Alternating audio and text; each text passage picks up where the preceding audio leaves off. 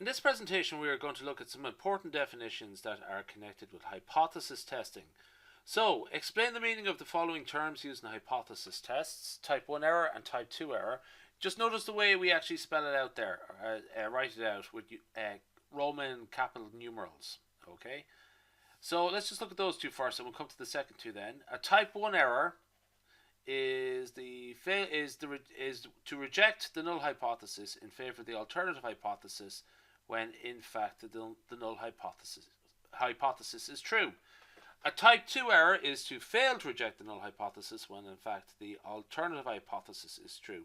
So essentially you can actually look at this as a false positive and a false negative respectively. Although don't try and mesh those two concepts up completely. They're not exactly the same thing, but it is just actually sort of useful to compare the framework of false positives and false negatives with type 1 and type 2 error. The second question is the third and fourth questions are level of significance and power. The level of significance of a test is the probability of rejecting the null hypothesis when it is in fact true. That is to say, the probability of making a type 1 error. Okay, and it is conventionally denoted by alpha. Okay, and that's going to be a thing you sort of see quite a lot when you talk about hypothesis tests. In a lot of presentations, I won't actually draw too much attention to alpha, just to sort of say it's sort of specified to a certain level. Okay. Now I just realized there's a little bit of a typo here, so the betas don't come out so good. The power of a test is the probability of rejecting the null hypothesis expressed as a function of the parameter, or equivalently if it's not a test of a single parameter being investigated. It is given by 1 minus beta, where beta is the probability of making a type 2 error, similarly expressed as a function. Okay, so the betas just don't come out in this type setting. Anyway, so power equals 1 minus beta, and that's the probability. Beta is the probability of making a type 2 error. Okay, now for statistics 101 type courses, you usually spend more time looking at alpha. Okay, but when you get into more detail, you start looking at the power as well. Okay, so in this question we're going to look at the probability of acceptance and rejection, and we're going to base our question on the normal distribution. So a manufacturer of coffee jars or coffee uses a machine to fill jars. The machine is calibrated so that the amount of coffee is dispensed into each jar is normally distributed with a mean of 200 grams and a standard deviation of 15 grams. So mu and sigma, mu is 200 and sigma is 15. Each hour, a random sample of 9 jars is taken for the previous hour's output, and the sample mean of that sample, just to sort of say it is x bar there, just in case it doesn't come out so clearly, is evaluated. So if the sample mean for each sample of 9, and again just to make clear it's x bar there, if it lies inside the interval of 190 to 210, then the previous hour, the output from the previous hour is accepted. Otherwise, the output is rejected and the machine is recalibrated before continuing. Okay, so calculate the probability of committing a type 1 error by rejecting the previous hour's output when mu is 200 and sigma equals 15 grams. Okay, so essentially what we want to do is find out how many are outside this interval here. Okay,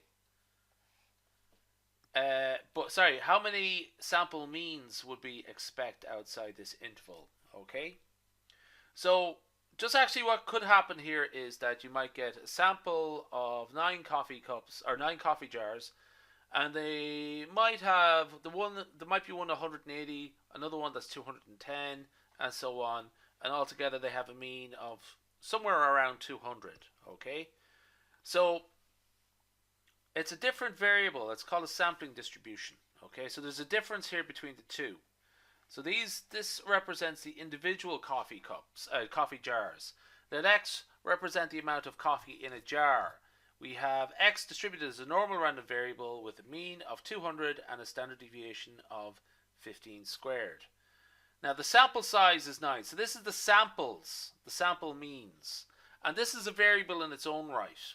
Okay, capital X bar. Okay, now capital X bar is essentially a variable name referring to sample means, because we will have multiple sample means, one for each hour, and they should have their own probability distribution based on the underlying one, but it should be much narrower. Okay, and in fact the distribution is X bar is normally distributed with the mean of the underlying distribution, but with a different variance, sigma squared over n. Okay, where sigma squared is the variance of the underlying distribution, okay, and n is the sample size. So as n gets larger, the variance gets smaller, okay, and that's what we're using here, this one here, okay. So z is the z-score distribution, it's the standard normal distribution, okay. So essentially what I'm doing here really is I'm dividing by 9 here, and I'm just working the numbers in such a way that makes it easy to work with. So for the part A, what we're interested in is rejection. How many sample means are outside the interval 190 to 210? So first off, we can have sample means that are too low for the interval. Okay. We calculate the z-score. So our threshold there is 190. Sample mean is 200. That actually just works out to be 5. Okay, I'm just going to put 5 there. So the standard error actually works out to be 5, which is the standard deviation of the sampling distribution. 15 divided by the square root of 9 is 15 divided by 3, which is 5. Okay, so it turns out to be a very simple z-score calculation. Probability of z or z less than minus 2 is from the tables 0.02275. Probability of z or z being greater than 2 by symmetry is the same value, 0.02275. The probability of a type 1 error is that the probability of a sample mean being outside our range of values is 4.5%, 4.55%. Now, just remember, we expect most, according to our specifications, we expect most sample means to be in that range of intervals. But by mathematical properties, it is perfectly plausible for a sample mean of 9 to be outside that range of intervals, that interval, but there's no inherent flaw going on in the process. Okay, it just that it will happen every so often. It will happen 4.5% of the time. So there's nothing wrong with the machine. It doesn't need to be recalibrated. 4.5% of the time, it should pop out.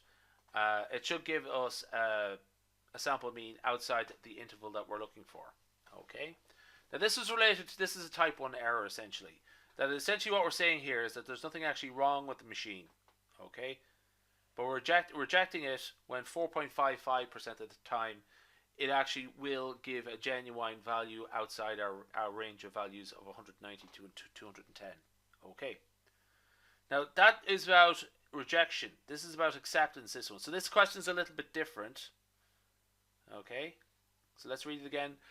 This is part B now. Calculate the probability that the previous hour's output will be accepted when the mean is changed to 210 and the standard deviation is still 15.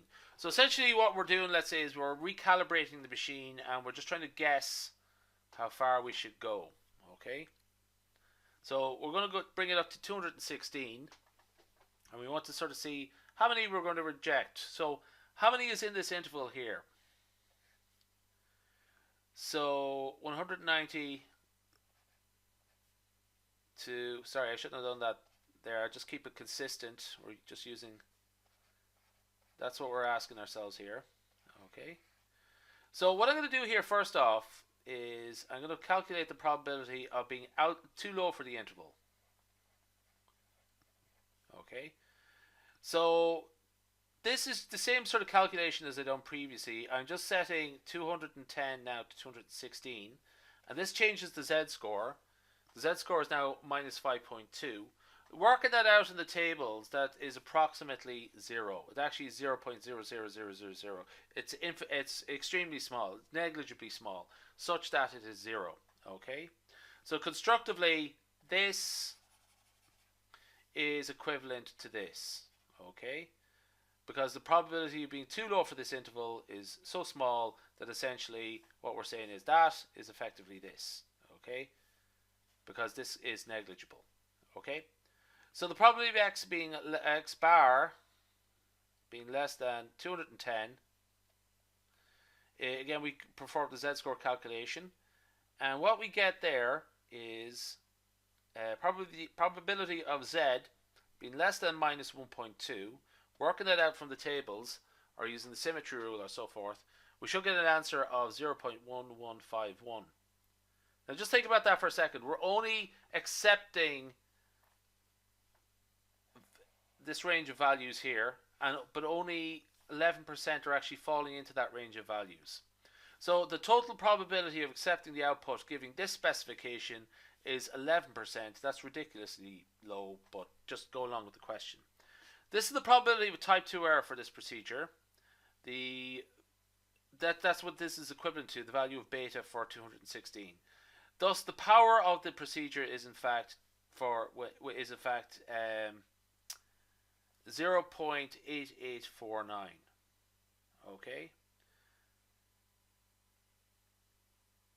So,